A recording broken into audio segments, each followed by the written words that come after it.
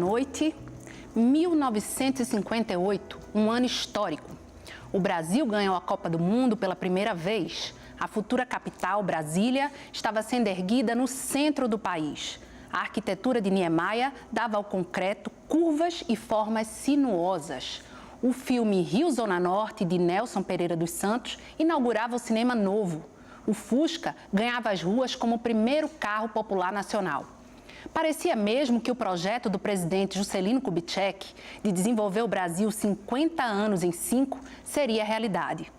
Mas toda história que se preze deve ter também uma trilha sonora à altura.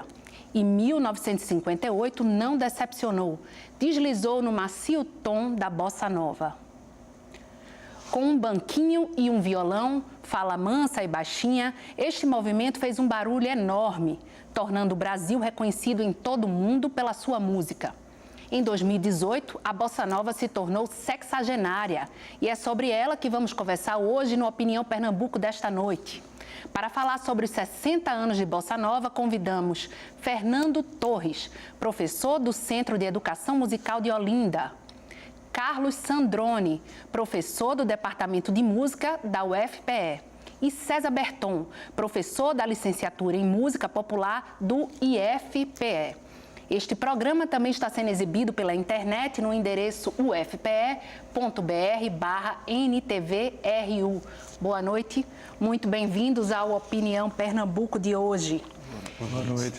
César, a gente falou aí de cinema novo, de Fusca, enfim, Niemeyer.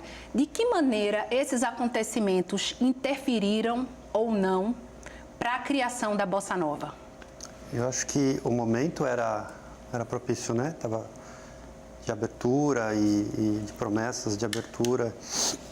E com isso a cultura está sempre... quando você tem essa troca de influências com o Brasil, Estados Unidos, etc. O jazz estava como um movimento político mesmo, né? O jazz tomando cada vez mais, saindo dos Estados Unidos e indo para outros espaços. Músicos daqui, talvez 10 anos antes, uma década antes, já estavam indo para lá, já estavam voltando, tinha músico de lá tocando aqui. Então, acho que toda essa efervescência vem desse espaço que estava acontecendo, né? Sandrone, ele falou em jazz. Sim. De que maneira e se o jazz influenciou a bossa nova? A gente pode falar disso? Isso é uma das coisas mais faladas assim sobre a bossa nova, né? Os críticos, digamos, dizem que a bossa nova tem influência demais do jazz. Até um dos grandes compositores da bossa nova, que foi o Carlinhos Lyra, fez uma música chamada Influência do Jazz, que brinca meio com isso e acaba, a própria música acaba tendo um pouco de influência do jazz, né? A música, influência do jazz, ela mesma é um pouco assim. Mas eu acho que certamente existiu, né? Como o César estava dizendo, o jazz nesse momento já era uma potência mundial, vamos dizer, né? Embora é um negócio incrível, porque naquela época nos Estados Unidos ainda havia os negros americanos não tinham direitos civis ainda existia o apartheid lá. Mas mesmo assim, aquela música criada por eles conseguiu se firmar como sendo uma coisa importantíssima. E já tinha esse intercâmbio também. Tem até, nesses brasileiros que foram para lá, tem alguns que talvez até você também tenha uma referência maior até que eu, que eram guitarristas importantes, como o Laurindo Almeida, né? Exato. Laurindo Almeida e o Garoto também. O Garoto, Bola 7. Bola 7 também foi para lá, né? Ficou como músico de jazz. O Garoto andou um tempo lá com a Carmen Miranda e depois voltou para o Brasil. Mas o Laurindo Almeida eu acho que ficou também, não é? Ficou trabalhando com trilha sonora, entrou nesse... Ficou sim. Inclusive o Laurindo toca com Walter Vanderlei em Los Angeles. Ele não volta para o Brasil. E por que o nome bossa nova? De onde é que surgiu? Essa é outra um dos temas polêmicos, assim como a influência do jazz, né, que o Sandrone acabou de falar. Alguns dizem que a primeira vez que se usa em música é o Noel Rosa. Ele fala de outras bossas e tal. E não se sabe exatamente quando nos prefácios, nos primeiros discos que hoje a gente considera bossa nova, havia uma praxe de se colocar o gênero no disco. Então, ele tinha lá a fotografia, os textos, e tinha lá samba, ou valsa, ou bolero e tal. E nos primeiros discos da Bossa Nova isso não existe, porque o termo ainda não existia. Depois ele vai se vulgarizar, né? Você vai ter geladeira Bossa Nova. Eu encontrei aqui nos jornais do Recife, por exemplo, Náutico, Bossa Nova em 1960. Virou sinônimo de quê, Bossa Nova? De modernidade. De modernidade. De modernidade, né? Como o Berton acabou de falar, estava tendo essa interação com os Estados Unidos, essa abertura de mercado. O rock estava entrando muito forte aqui. A gente tem que lembrar do finalzinho ali dos anos 50, onde entra rock e cinema, muito forte aqui no Brasil, né? E essa influência de mercado. Elvis também, né? E isso fez com que todos esses aparelhos, essas coisas fossem chegando. Isso já nos anos 40 começa no governo Dutra. Mas aí, quando no finalzinho dos anos 50 e começo dos anos 60, fica bem maior. Agora você destacou, a gente pediu para cada um dos convidados destacar uma música e Fernando destacou Chega de Saudade, de Vinícius de Moraes. Vamos ouvir um trechinho?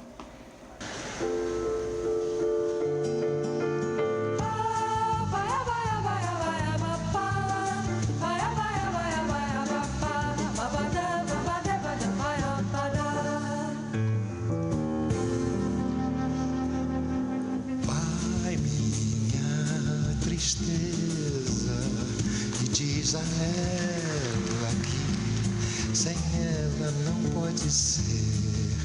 Diz-lhe numa prece que ela regresse, porque eu não posso mais sofrer.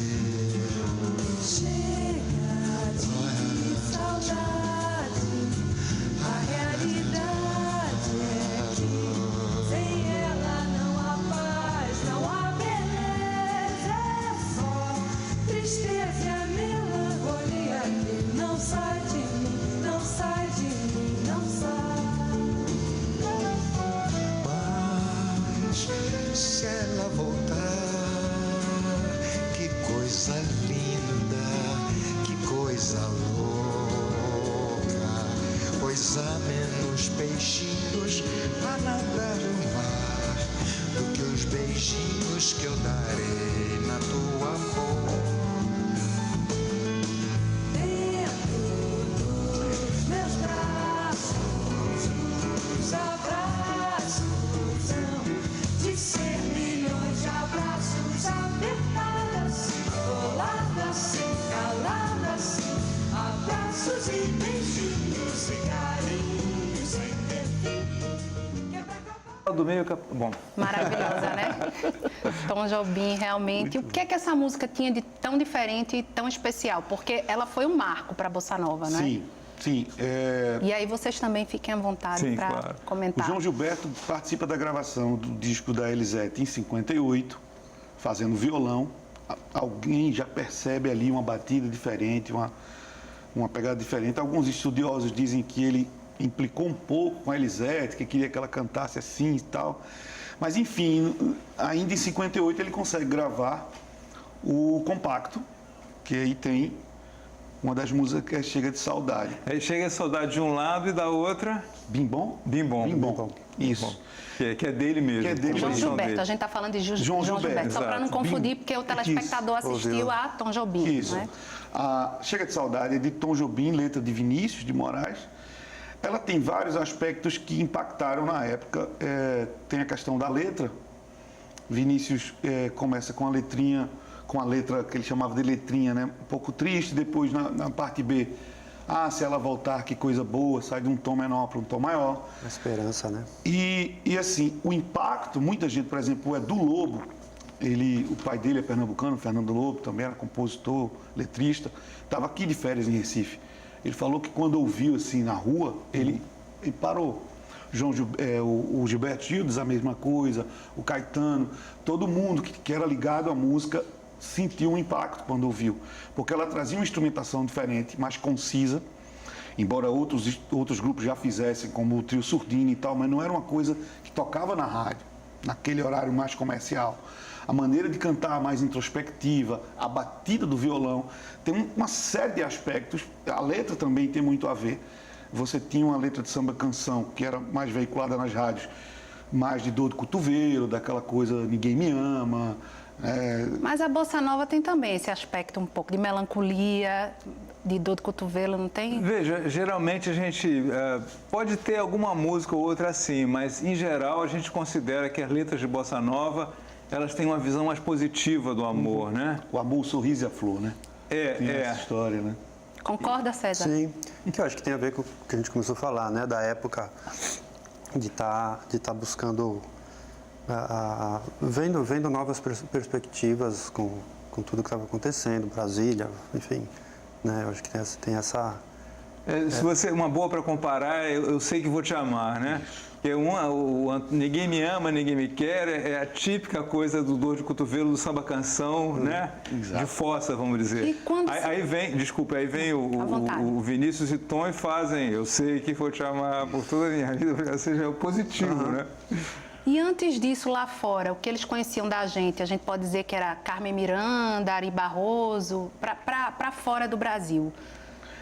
Houve uma tentativa de ajuda, de uma relação melhor, Estados Unidos e Brasil, quando Carmen Miranda vai e leva alguns músicos, como Laurinho de Almeida, Garoto, o próprio Aloysio de Oliveira, que depois vira um dos donos de uma gravadora chamada Elenco, um selo chamado Elenco, que vai propor só gravar coisa de bossa nova, estava com ela, mas não teve o impacto que a bossa nova teve. A partir do Carnegie Hall, do show do Carnegie Hall, e que vai um grande número de pessoas que representavam a bossa nova, inclusive um pernambucano chamado Normando Santos. Sim, teve bossa nova aqui também, em Pernambuco, pelo que a gente conversou um pouquinho exatamente. antes. Né? O Normando Santos também estava no show do Carnegie Hall. O Normando Santos participou dos primeiros shows na Faculdade de Arquitetura, junto com o Ronaldo Bosco e toda a turma. Ensinou violão para o Nelson Mota, por exemplo. Então, esse show é um marco da internacionalização da bossa nova. Teve a ajuda do governo, o governo Juscelino bancou as passagens e a hospedagem, e alguns lá ficaram. Alguns músicos já não voltaram para o Brasil. Agora, foi um movimento também muito ligado às universidades, não é isso? Sim, de certa forma, porque tinha, sobretudo, o pessoal mais jovem, né? Porque o Tom Jobim era mais velho, já tinha nessa época 35, 37, por aí. Isso. E o Vinícius nem se fala. O Vinícius já era um cara consagrado, diplomata, poeta de livro, não sei quantos livros publicados. Muito, muito consagrado. Pois é. O João Gilberto, na hora que sai o Chega a Saudade, tinha 27, né? Isso. E você tinha uma turma mais nova, que era o Carlos Lira, a própria Nara Leão. Então, esse pessoal era ligado. Alguns faziam faculdade, como a Nara Leão fazia. Ou se não faziam, eles conheciam. Então, eles faziam aqueles shows nas faculdades. Teve vários shows iniciais da Bossa Nova que aconteceram em faculdades. Sim. Aconteceram em faculdades. E Faculdades cariocas, não é isso? Sim, isso. Ela é localizada, né? A bossa nova acontece... A produção em si é na zona sul do Rio, né? Aí ela vai para outros cantos. Eu entendo que, enfim, a literatura trata muito disso. Rui Castro, né? Sim. Fala muito disso. Existiam dois pilares antes, que era Dick Farney e Lúcio Alves. Sim. Que eram músicos que cantavam jazz, enfim, eram músicos de jazz da cena. E essa moçada, que eram estudantes, eram universitários, faziam os fã-clubes. Então, era isso que se consumia, né? Respondendo a sua pergunta, o que tinha nessa prévia? E era isso, acho que era o jazz, o samba jazz. Eu não sei se samba jazz podia já chamar de samba jazz. Eu não... Mais samba canção, samba né? Canção, O que eu entendo que a bossa nova traz a partir desse momento de 58 é que ela é um produto acabado, já. Então, eles entregam... Não é experimental, então não é uma música instrumental, experimental. Ela já é vendável, já fácil de consumo, enfim, por mais que ela seja complexa. Mas essa coisa da zona sul do Rio, que se fala muito sobre a Bossa Nova, eu acho que só tem uma coisa que é importante sempre lembrar, é que a figura realmente chave de tudo era o João Gilberto, que era um baiano do sertão. Exato. Sim, né? sim. Ele era um cara de Juazeiro da Bahia, que depois foi para Salvador e de Salvador foi para o Rio. E de alguma maneira isso tá, né? Ou seja, o próprio Bimbom, que é o lado B do Chega de baião, Saudade, ele diz que é um baião. A letra diz, é só isso, meu baião, e não Exato. tem mais nada, não. E Mas- corroborando com o que o Sandrone está falando, tem um músico daqui de Pernambuco chamado Inaldo Vilarim. O João Gilberto, quando chega no Rio, ele vai participar de um grupo vocal chamado Garotos da Lua. O Garotos da Lua, todo mundo era nordestino. O Inaldo não quis ir para o Rio e ficou aqui, mas, por exemplo, os arranjos do Garoto da Lua, tudo surgiu aqui com o Inaldo Vilarim. Inclusive letras letras americanas com versão em português que o Inaldo fazia. Então o João Gilberto conhecia o trabalho do Inaldo e o grupo, que praticamente era o mesmo grupo que trabalhava com o Inaldo aqui, foi ser Garotos da Lua lá Que com o João Gilberto. interessante. Mas já chamava Garotos da Lua quando Eu estava vou aqui? ter que Ele pedir chamava- licença, infelizmente, vamos dar uma interrompida, mas a gente volta, vamos para um curto intervalo, hoje com debate sobre os 60 anos de Bossa Nova. Voltamos já.